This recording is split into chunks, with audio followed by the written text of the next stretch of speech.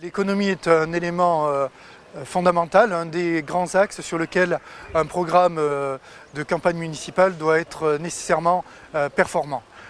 La réflexion que nous avons tenue avec toute mon équipe, c'est comment poursuivre le développement aurillacois de l'économie.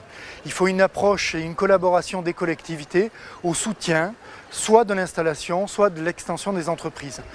Le site d'Esban, le village d'entreprise, la zone de la Sablière relève de ce pari que les collectivités doivent accompagner par la mise à disposition de foncier, la mise à disposition d'immobilier, tout développement d'entreprise. Le projet de la Sablière lui-même représente un investissement de 70 millions d'euros porté intégralement par une société privée et création bien sûr parce que l'enjeu de l'économie c'est la création d'emplois, créateur de 350 emplois sur le site même de la Sablière.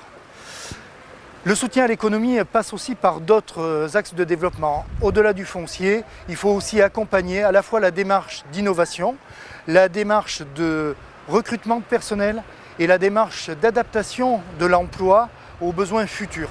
C'est tout le défi de la formation que l'on envisage de développer parallèlement avec la région sur cet axe-là.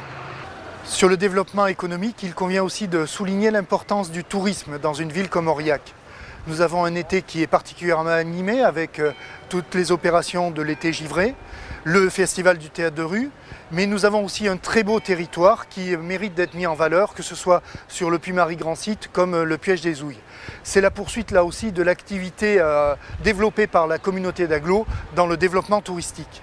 Par ailleurs, les vestiges de Saint-Géraud peuvent constituer un vecteur d'un développement futur concernant l'importance médiévale dans l'histoire de la ville d'Aurillac. Je pense que les vestiges que l'on a pu découvrir pourront être mis en valeur et permettront de voir sous un autre angle les richesses de la ville d'Aurillac.